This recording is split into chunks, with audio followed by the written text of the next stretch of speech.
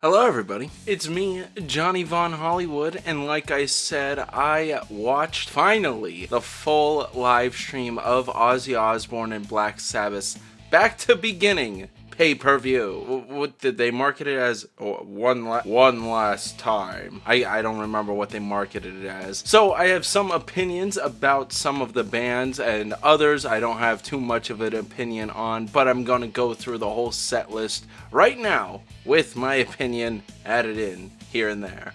For a quick review here, I thought the show was fantastic. Not nearly as good as something like the Freddie Mercury tribute concert or the Taylor Hawkins tribute show, but those were much longer and had much more bands and variety. This was a metal tribute show to the Prince of Darkness, Ozzy Osbourne himself, and to Black Sabbath. Every single band had an opportunity to speak and gave a little bit of a moment, paying tribute to both Ozzy Osbourne and Black Sabbath, and not only the legends that they are, but the legacies they've created for rock music and metal music as a whole. These are the guys that get credited a lot of time with creating metal music. The chords of doom, the chords that were spawned in by Satan himself, those chords that were created by Black Sabbath to intro us into a world of a new form of music way back when,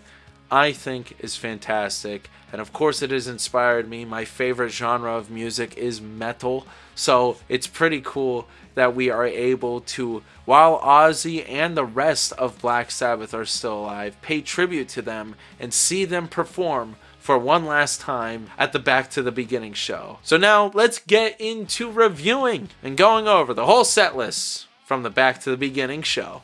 I have some notes written here. Kicking off the show, we had Mastodon playing Black Tongue, which I really liked, Blood and Thunder, and Supernaut, which was a great cover. Of course, throughout the night, there are quite a few different covers. I thought Mastodon's version of Supernaut was really good, and I enjoyed it. It, of course, featured Danny Carey, Eloy Casagrande, and Mario Duplanter on that song as well. Rival Sons is a band I'm not too familiar with, but their performances of Do Your Worst in Secret I was a fan of, so I think I'm going to check a bit more out about that band. Their cover of Electric Funeral wasn't the best of the night, but I thought it was very good as well. Then Anthrax came out with Indians, which I thought was good and sounded like their typical standard live performance now of Indians. And then they performed Into the Void, which I didn't think was the best cover of the night, but they tried their best. Anthrax was pretty good on stage. After that, Hailstorm blew me away. I'm a huge fan of Hailstorm, and they performed Love Bites, So Do I, along with Rain Your Blood on Me. And then Lizzie Hale's cover of Perry Mason was so kick-ass. I'm a huge fan of the Ozzy Osbourne classic Perry Mason, and listening to her cover that was awesome. And right afterwards, she performs another cover with The Ultimate Sin with the supergroup. Lizzie Hale was awesome. I was a huge fan of Hailstorm's Perry Mason cover. Then Lamb of God came out. I had the privilege of seeing Lamb of God live during Slayer's final tour a few years ago, and they were good then. They performed Laid to Rest and Redneck, and then a cover of Children of the Grave. The Black Sabbath classic is one of my favorite Black Sabbath songs. Of course, on the Ozzy Osbourne tribute album with the live Randy Rhoads tracks, Children of the Grave, covered by Randy Rhoads, is just killer. The Lamb of God, Children of the Grave was a kick-ass track, and I love that version now of Lamb of God's Children of the Grave. Moving right along, we have the supergroup A, the first supergroup of the night, The Ultimate Sin, featuring Nuno Bettencourt, Mike Borden, David Ellefson, Lizzie Hale, Jakey Lee, and Adam Wakeman. Now, Lizzie Hale already kicked ass earlier on in the night with the Perry Mason cover, and then for The Ultimate Sin, she once again brought the thunder to the performance with a great cover of Ultimate Sin. Nuno Bettencourt just started kicking ass already throughout the night. It's going to be a great performance by him on every single song he's on. and the one and only Jakey Lee from the original Bark at the Moon, uncredited, and Ultimate Sin albums, the guitarist making an appearance here tonight, performing with the supergroups for the rest of the songs here in Supergroups A set. David Draymond came out. I'm not here to talk about that. Their performance of Shot in the Dark I didn't think was too good. I wasn't a huge fan of his cover of Shot in the Dark. I actually have it highlighted here in my notes as red. But their cover of Sweet Leaf, a good old Black Sabbath classic, I thought was pretty decent. I was a big fan of it. Scott Ian came to the stage for that to perform guitar, and I think he really brought the energy up after the booing of David Draymond and then the not so good cover of Shot in the Dark. After that, they performed Believer. I'm a big fan of the guitar solo in Ozzy Osbourne's Believer. Sleep Token 2 and Whitefield Crane came out for that song, along with Frank Bello from Anthrax. Nuno Betancourt shreds throughout the night here, and I was just such a huge fan of seeing the guy from Extreme, you know, more than words is all you have to do to make me feel. I always knew he was a great guitarist. It's always cool seeing him in the rock and metal documentaries that always pop up here and there. So seeing him perform all of these Ozzy Osbourne and Black Sabbath classics throughout the night was awesome. But he had the opportunity to kick ass on some guitar solos. Huge fan of it. Kick ass, Nuno. Then the final song of Supergroup A featured Youngblood singing Changes. Sometimes he hits you where it hurts, you know. Tonight is one of my favorite Ozzy Osbourne songs ever off of Diary of a Madman, and its solo really makes me feel emotional every time.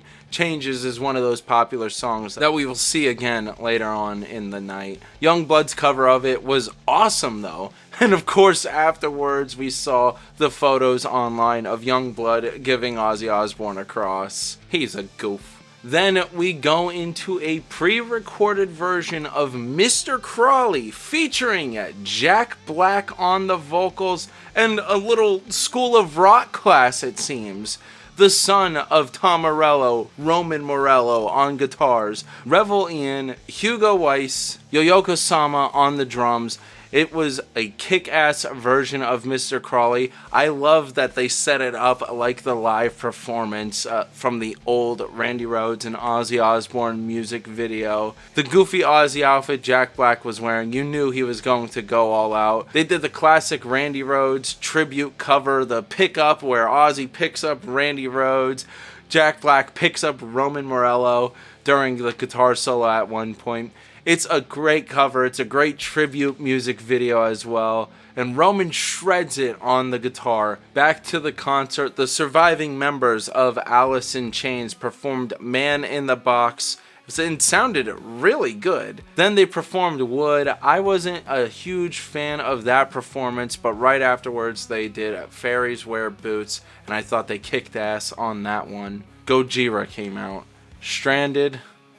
Man, I don't know if I'm crazy, but I could have sworn every time I watch live Gojira videos, I swear they sound exactly like the records. I don't know what to say. I know it's my saying on Friday Night Strike over on Shockwave Sports, but it's just, they sound so perfect. They bring the thunder. Performing Stranded was awesome. I loved that. Silvera was great. Mea Culpa featuring Marina Viotti, or her operatic voice, was not what I was expecting because I'm not too familiar with that song, so that was pretty cool.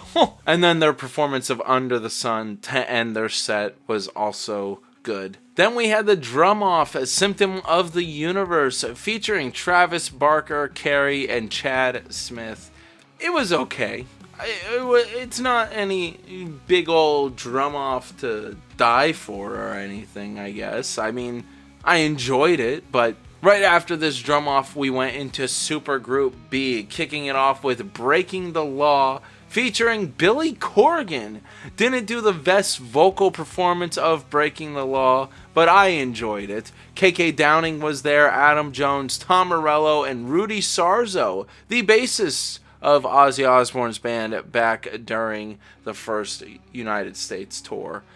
After that, they performed Snowblind, which I really enjoyed. Flying High Again, featuring Sammy Hagar and Vernon Reid.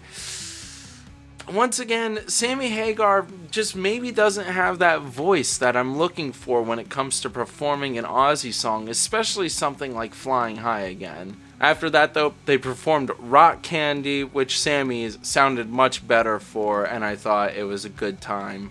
Then Papa 5 Perpetua came out from Ghost to perform Bark at the Moon. I've heard a lot of people online enjoyed his cover of the song. I don't know if I like his voice with it. I know it's a song where Ozzy's voice is a little higher than usual, but I don't know if Perpetua really brought what I was looking for Bark at the Moon. He definitely tried his best, but Nuno Betancourt was just shredding in the corner over there during the whole performance once again.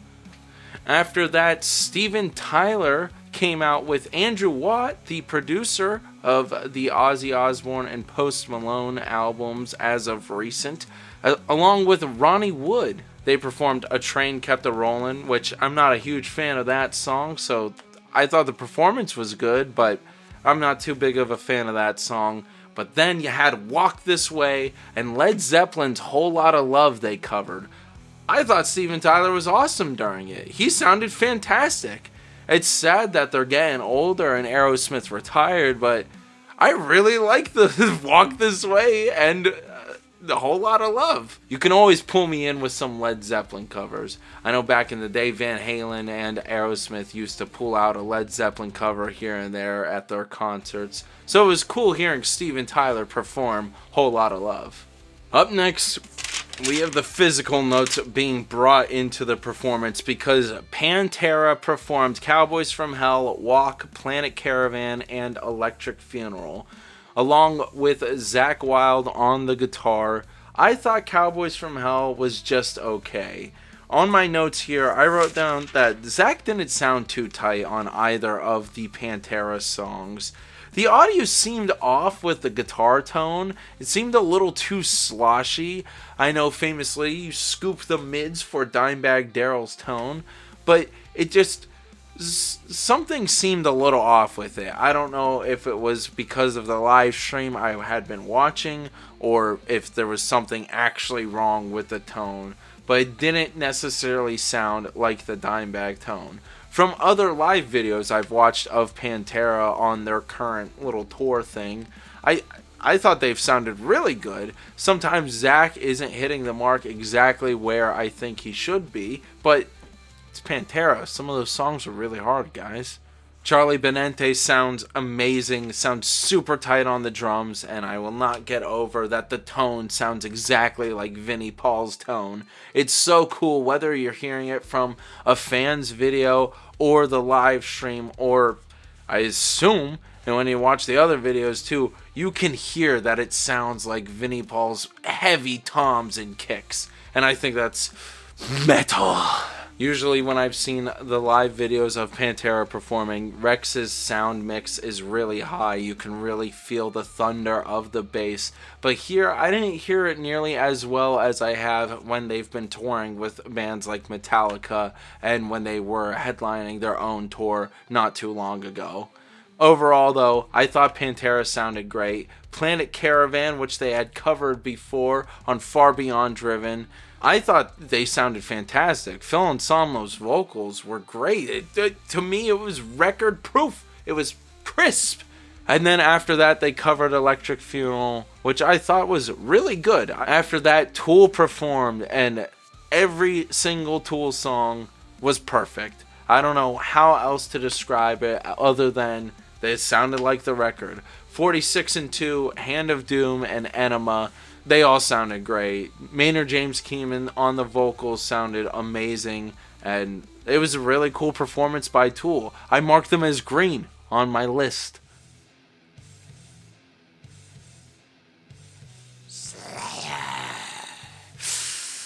It's freaking Slayer. The last time I saw Kerry King perform, it was, well, I guess the last recording I saw of it was when he played guitar during Damian Priest's entrance in WWE.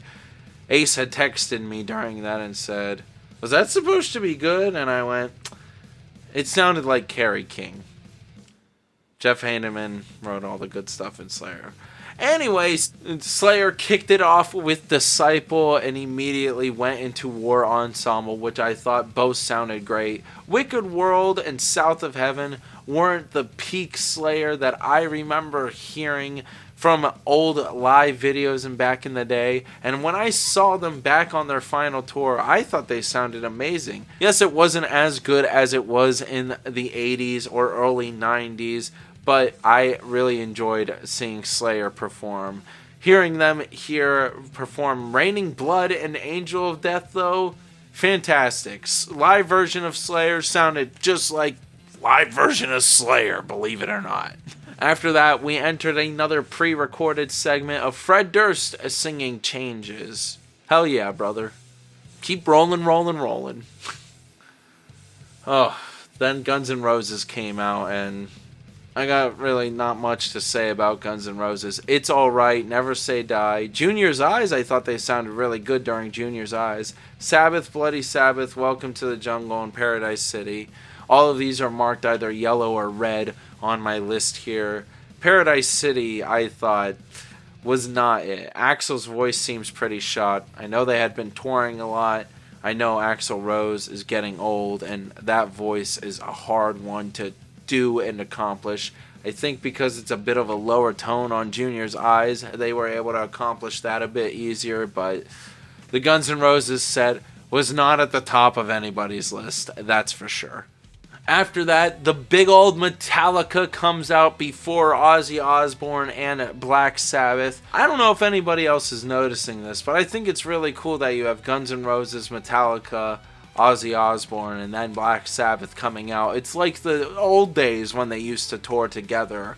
I think that's kind of cool seeing that Guns N' Roses and Metallica are connected like they were back in the late 80s and early 90s.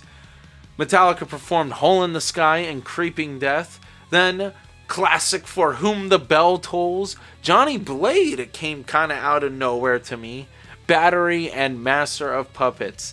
I thought Metallica had been sounding good over the past year compared to how they sounded about 2, maybe 3, 4 years ago at this point now.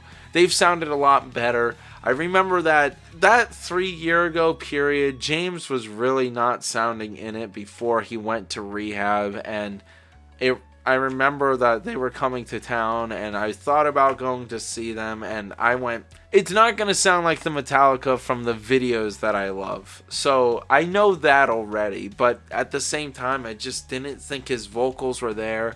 As of recently, though, I thought they have been kicking ass, so it's cool to hear Metallica's performance, and they gave them a huge set. And now we go on to the main events of the night. Ozzy Osbourne coming in hot with I Don't Know, kicking it off strong with Zakk Wylde on guitar.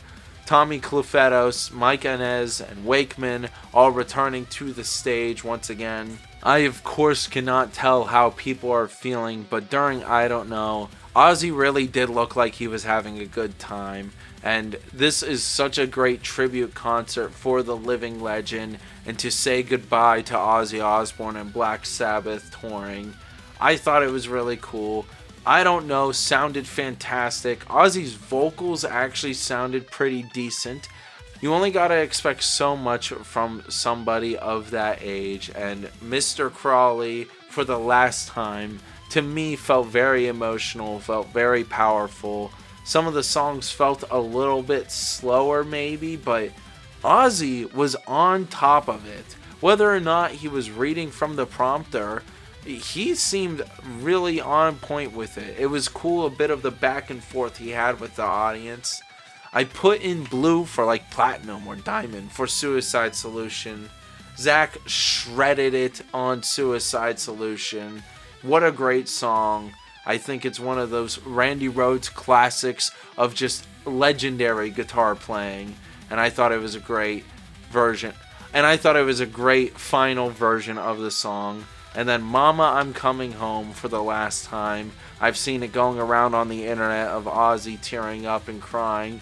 You could hear in his voice a little bit that it was the finale of it all. Mama, I'm Coming Home is a very emotional song to him, of course.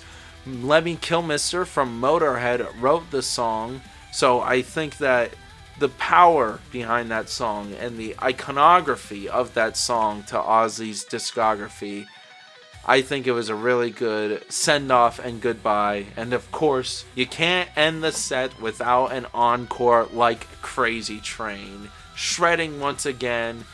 I didn't think it was the peak version of Crazy Train.